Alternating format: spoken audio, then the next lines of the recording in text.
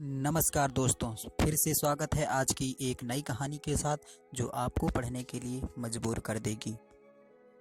तो ध्यान से सुनिए दोस्तों, शुरू करते हैं। ये कहानी एक साहसी लड़के सुमित की है जो अपने स्कूल में होने वाली रेस में कई वर्षों से भाग ले रहा था, पर वह हर वर्ष रेस में हार जाता था।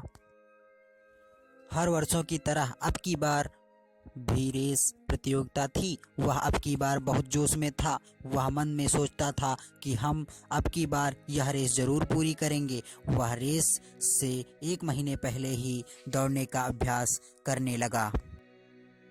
देखते ही देखते रेस का दिन भी आ गया। दूसरे धावकों की तरह सुमित भी दौड़ने लगा। अब की बार सुमित जोश से भरा हुआ था। वह अच्छी ढंग से दौड़ भी रहा था, पर आधी रेस पूरी करने के बाद वह पूरी तरह थक गया था। उसके मन में आया कि बस अब यहीं बैठ जाओ।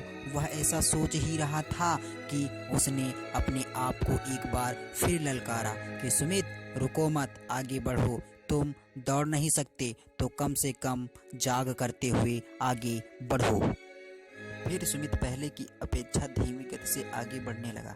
कुछ किलोमीटर इसी तरह दौड़ने के बाद सुमित को लगा कि अब उसके पैर आगे नहीं बढ़ सकते। वह लड़खड़ाने लगा। सुमित के अंदर विचार आया कि बस अब आगे नहीं बढ़ सकता। लेकिन एक बार फिर सुमित ने अपने आप को समझाया कि रुको मत सुमित, तुम जांग नहीं कर सकते तो कम से कम पैदल तो चल सकते हो। पैदल चलो, रुको नहीं। अब सुमित पैदल ही अपने लक्ष्य की ओर बढ़ने लगा।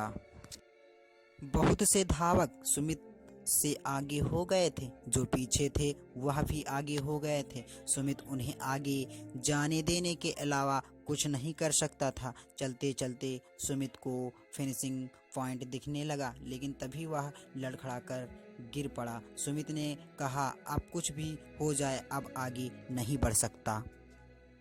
जमीन पर पड़े सुमित को अचानक एक ख्याल आया। वह जोर से चीखा कि अब चाहे जो हो जाए, मैं यह रेस पूरी करूंगा। सुमित ने एक बार फिर साहस दिखाया और असहनीय पीड़ा सहते हुए लड़खड़ाता हुआ आगे बढ़ने लगा। वह तब तक आगे बढ़ता रहा जब तक उसने लाइन को पार नहीं कर लिया। लाइन को पार करते ही सुमित जमीन पर गिर पड़ा और उसकी आंखों से आंसू निकलने लगे। सुमित ने रेस पूरी कर ली थी।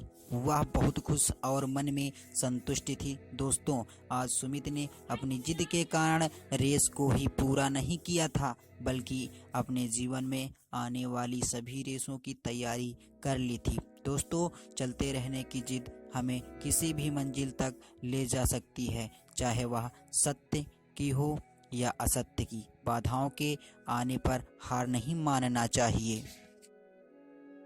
दोस्तों, कंडीशन कभी कभी ऐसी हो जाती हैं कि हम सोचते हैं कि अब हम कुछ नहीं कर सकते, पर ऐसा हमें नहीं सोचना चाहिए, क्योंकि सब कुछ संभव है। दोस्तों, किसी कारणवश आप 8 घंटे नहीं पढ़ सकते तो 2-3 घंटे ही सही पढ़िए जरूर।